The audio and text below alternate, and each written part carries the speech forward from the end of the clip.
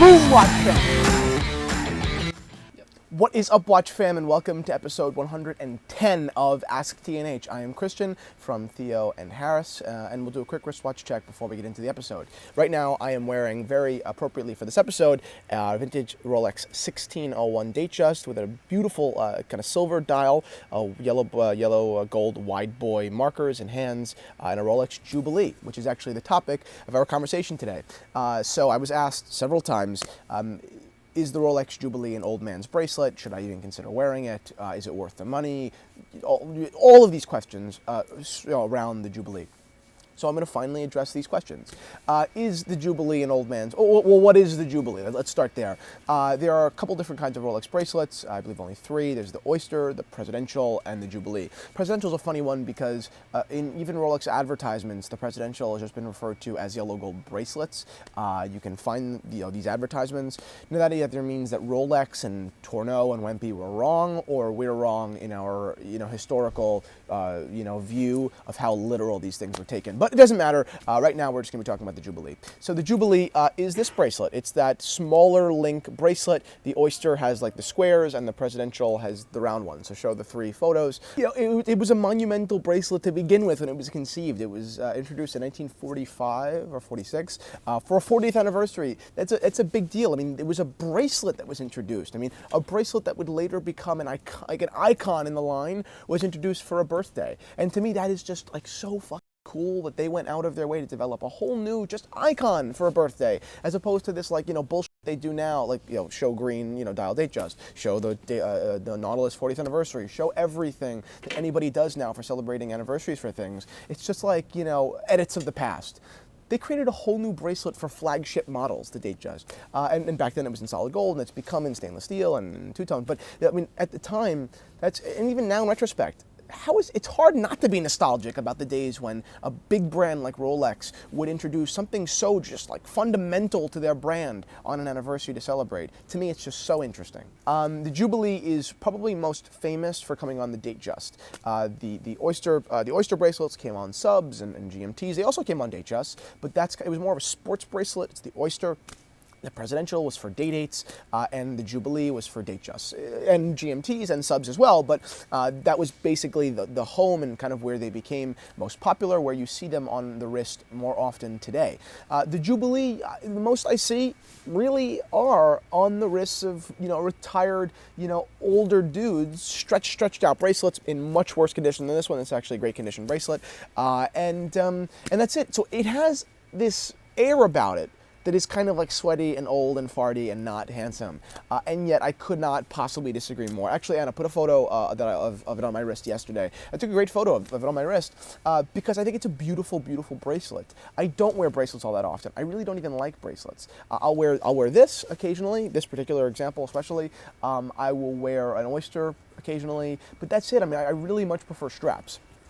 For me, it's my way of updating a watch a little bit, but I think that there is something really interesting about an all-original vintage Rolex. And my personal Datejust, the Datejust that I sell, they're all original, of course, but having the bracelet is, I don't want to say just the way it was intended, because the watches were also sold on straps, but in many ways it is the way it was originally conceived, right? And that's interesting to me. Now, should you buy a Datejust without a Jubilee? Absolutely, 150%. If that's what you want, then you buy it. I personally would buy, for myself, probably I'd be more likely to buy a Datejust without a Jubilee. It's just how I am. I wouldn't wear it all that often. This one I'm wearing a lot because I think it's fun, but holistically, net game for me, my relationship with the Jubilee, I wouldn't spend the extra money on getting the bracelet. I'd rather save a couple of bucks and put that surplus towards something else in a year, or toward a pair of shoes, or to whatever. So for me, no, because it doesn't really jive with my style. It's just not a luxury that I would set aside for. But for other people, absolutely. I mean, if this is a bracelet that you think that you're really going to wear and enjoy, don't be held back by it because you think it's for an old man or you think it's farty. That's erroneous. Don't let some old dude and his preference kind of interfere with what you want. I remember when I was a kid, every time my family would get dressed up, all my old men and old uncles, they wore shiny slacks and tassel loafers. And I thought that was the most old people thing ever, that you couldn't possibly be less stylish. Now in retrospect, some of the most beautifully dressed men, some of the most, just totally kind of just, I don't want to say fashion focused, it's not fashion, it's style. Some of the most style focused men in, modern sartorial, whatever field, they wear tassel loafers. It's just appropriation of a certain thing. I mean, you're taking it from this old kind of unattractive thing and you're making it your own and you're making it beautiful. That's kind of how I feel about the Jubilee. I love wearing it with, a chunky sweater, a vest, and a pair of chinos. I think that it's really interesting, and it's like, oh, look at that kid. Like, he decided not to just appropriate it, and no, I'm sorry, he decided not to just throw it on a strap, which is what I would normally do, but in this instance, he really just like kind of really took this old farty looking thing and made it look really cool. It almost is it's a bigger achievement in a lot of, in a micro way, but still in a pretty large way, if you think about it, like very self-centered. No one else cares, but I do. So it's micro to everybody else, but it's pretty large to me.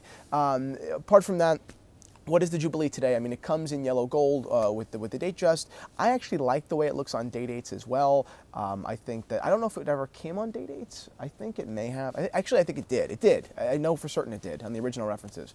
But now you really don't see them on day dates. You can put up a photo of one on right now. I think that putting a Jubilee on a day date is very interesting, only because no one else does it. It has a little bit more texture, and genuinely everyone else has the presidential bracelet, so throwing on a Jubilee is, to me, a little bit more against the grain. It's a little bit more of your own style. I know a couple of guys that have done it. I think it looks great. If your question is about stretch, should stretch matter? Yes, to a certain degree. Vintage things get old. It's how it is. I wouldn't buy a Jubilee that was totally a mess, but something like this, this is really top tier. Something even worse than this would be fine. I wouldn't have a problem with it. You just, wear it, fitting on your wrist, take out a link, and you're okay. But it's super subjective. I mean, what you want to spend. Obviously, stretch and condition matter enormously, and the price of the bracelet. And I put a couple of photos of how it looks on old GMTs and old subs. I think that's really beautiful. I love the way it looks in gold, particularly. I just think it's just a super cool, kind of like just badass 80s thing. A note on gold watches and gold subs in particular. The guys who made subs famous, the really badass, like divers, the hardcore, guys who kick your ass would hate if you wore it in gold. So it's kind of funny that like you're almost making this, prank on those who made this watch famous by having it in gold, and particularly the Jubilee. It's just more dainty, and it makes no sense in a lot of ways to put a Jubilee, on a sub, especially in gold. But it's just interesting. I mean, this whole hobby is about, exploring your taste and doing what you want, and to be held back by this idea that a Jubilee's for an old dude in Florida, who cares? Really, who cares? So that's it. I'm a fan. I don't wear them as often as many of you do, but that's it. I mean, it's still a matter of personal preference. There is no objective wrong here, or objective right. Just a matter of your preference. So I'm finally going to I finally have put this matter, at least in my opinion, to rest. So if you want to buy one with it, go ahead. If you want to buy one without it, have no shame. There's no rule about it. So that's it, guys. Thank you for watching episode 110 of Ask T&H, and go check out the watch shop at theoandharris.com for more watches like this.